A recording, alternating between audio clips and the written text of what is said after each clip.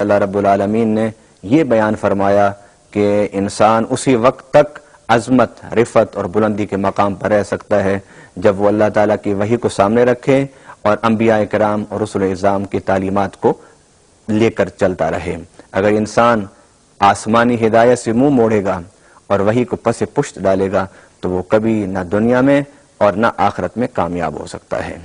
پھر اسی سورہ بقرہ میں رب العالمین نے قوم بنی اسرائیل کا حضرت موسیٰ علیہ السلام کے ساتھ مصر سے ہجرت کرنے کے واقعے کو بھی بیان فرمایا۔ پھر اسی صورت میں جب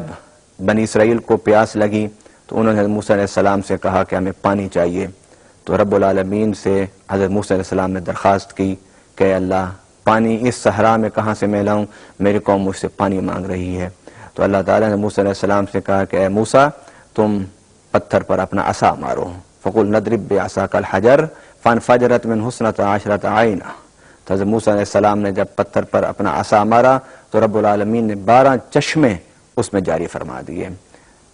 اور اس کے بعد رب العالمین نے وہ واقعہ بیان فرمایا بقرہ کا، گائے کا، کہ جس کے نام سے یہ سورت موسوم ہے۔ گویا اس واقعے کو بیان کرنے کا مقصد یہ تھا کہ بنی اسرائیل اللہ تعالیٰ کے حکم کو پہلے تو ذہنی طور پر تسلیم نہیں کرتے تھے، اور اگر 1000 حیل و حجت کے بعد اگر تسلیم کر لیتے تھے تو اس کے بعد اس پر عمل کرنے کے لیے آسانی سے تیار نہیں ہوتے تھے۔ سورہ بقرہ میں گائے کے اس واقعے کے ضمن میں اللہ رب العالمین نے بنی اسرائیل کی اس روش کو بیان فرمایا، اور اسی رکوع میں اللہ تعالیٰ نے فرمایا کہ یہ بنی اسرائیل یہ دعویٰ کرتے ہیں کہ ہم اہل جنت ہیں۔ فرمایا اے میرے پیارے نبی صلی اللہ علیہ وسلم ان سے پوچھئے کیا تم نے اللہ سے کوئی عہد کیا ہوا ہے،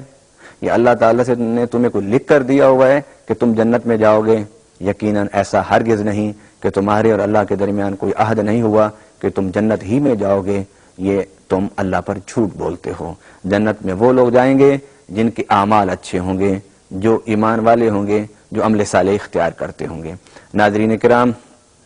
اسی صورت میں اللہ رب العالمین نے حضرت سلیمان علیہ السلام کے زمانے میں جادو کا ذکر کیا۔ اسی صورت میں رب العالمین نے حضرت جبرائیل علیہ السلام سے یہود کی عداوت کا ذکر کیا۔ اسی صورت میں اللہ تعالیٰ نے یہ اس بات کی وضاحت فرمائی کہ تم اطراف میں مت لڑو کہ کس سمت اللہ تعالیٰ ہے، کس سمت منہ کر کے عبادت کرنی چاہیے، کس سمت منہ کر کے بیٹھنا چاہیے۔ فرمایا وَلِلَّهِ الْمَشْرِقُ وَالْمَغْرِبُ فَأَيْنَمَا تُوَلُّوا فَثَمَّ وَجْهُ اللَّهِ، کہ اللہ کے لیے مشرق و مغرب ہیں، جس طرف تم چاہو منہ کر کے عبادت کر سکتے ہو۔ عبادت کرنے کے لیے چہروں کو اللہ کی طرف پھیرنے سے زیادہ دلوں کو اللہ کی طرف پھیرنے کی ضرورت ہے۔ پھر اسی صورت میں رب العالمین نے حضرت ابراہیم علیہ السلام اور حضرت اسماعیل علیہ السلام کا کعبہ کو تعمیر کرنے کا ذکر کیا۔ اسی صورت میں اللہ رب العالمین نے کعبہ کو تعمیر کرنے کے واقعے کو بیان کیا کہ حضرت ابراہیم علیہ السلام نے اور حضرت اسماعیل علیہ السلام نے مل کر اللہ تعالیٰ کے گھر کو دوبارہ تعمیر فرمایا، اور تعمیر کرنے کے بعد جو دعائیں مانگی ان دعاؤں کا ذکر اسی صورت مبارکہ میں ہے۔ اس پارہ کے اختتام پر رب العالمین نے جو ارشاد فرمایا وہ بہت واضح ارشاد ہے، وہ انسانیت کے لیے ایک رہنما اصول کا درجہ رکھتا ہے، وہ انسانیت کے لیے ہدایت کے لیے ایک بنیادی قانون کی حیثیت رکھتی ہے۔ وہ آیت انسانیت کے لیے ایک بحث اور مباحثہ سے نکل کر عملی زندگی میں آنے کے لیے ایک رہنمائی دیتا ہے، اور اس سوچ کو ختم کرتا ہے کہ تم پہلی جو اقوام تھیں ان اقوام کی زندگیوں پر بحث کرنے کی بجائے، ان اقوام کے صحیح اور غلط کو پرکھنے کی بجائے تم اپنے آپ کو سنوارنے کی کوشش کرو۔ فرمایا تلک امۃ قد خلت لہا ما کسبت ولکم ما کسبتم ولا تسألون عما کانوا یعملون، کہ وہ امتیں تھیں اور چلی گئیں،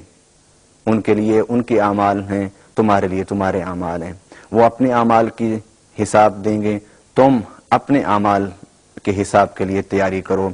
تم گزشتہ اقوام کی زندگیوں میں زیادہ بحث و مباحثہ میں اپنے وقت کو ضائع نہ کرو، بلکہ تم اپنے زندگیوں کو سنوارنے کی کوشش کرو۔ قرآن کے اس سپارہ میں رب العالمین نے اس حقیقت کو واضح فرما دیا کہ رہنمائی کا لیے قرآن پاک ایک واضح کتاب ہے۔ قرآن پاک کے اس پہلے سپارہ میں رب العالمین نے بڑے واضح انداز میں یہ بات انسانیت کے سامنے رکھ دی کہ رہنمائی کے لیے قرآن پاک ایک سچی کتاب ہے، ایک مکمل کتاب ہے، ایک جامع کتاب ہے۔ اس پارہ میں اللہ تعالیٰ نے اقوام کے واقعات کو بیان کرنے کے بعد اس پارہ کے اختتام پر یہ فرما کر یہ حقیقت واضح کر دی کہ تم پہلی اقوام کی واقعات کی تفاصیل اور جزیات میں مت کھو جاؤ، ان کے صحیح اور غلط ہونے کے فیصلے میں اپنے وقت کو مت ضائع کرو۔ بس ہم اتنا بتانا چاہتے تھے کہ جو قومیں وحی اور کتاب اللہ کی رہنمائی پر رہتی ہیں وہی ہدایت پاتی ہیں، اور جو قومیں اللہ تعالیٰ کے راستے کو چھوڑ کر، انبیاء کی تعلیمات کو چھوڑ کر، رسول کے اسوہ حسنہ کو چھوڑ کر ایک طرف ہو جاتی ہیں، وہ ذلیل و خوار ہو جاتی ہیں۔ آئیے تفسیر و قرآن کے اس پہلے پروگرام قرآن حکیم اور ہماری زندگی کے حوالے سے ہم اس بات کا تعین کریں کہ ہم نے قرآن پاک سے کس طرح رہنمائی لینی ہے، اور اس حقیقت کو اپنے ذہن میں بٹھائیں کہ قرآن پاک سے رہنمائی لیے بغیر، قرآن پاک سے ہدایت لیے بغیر کوئی قوم، کوئی انسان نہ انفرادی طور پر، نہ اجتماعی طور پر، نہ اس دنیا میں نہ آنے والے جہان میں کامیاب ہو سکتا ہے۔ اللہ رب العالمین ہمیں قرآن پاک سے رہنمائی حاصل کرنے کی کوشش کی توفیق عطا فرمائے۔ وما علینا الا البلاغ المبین۔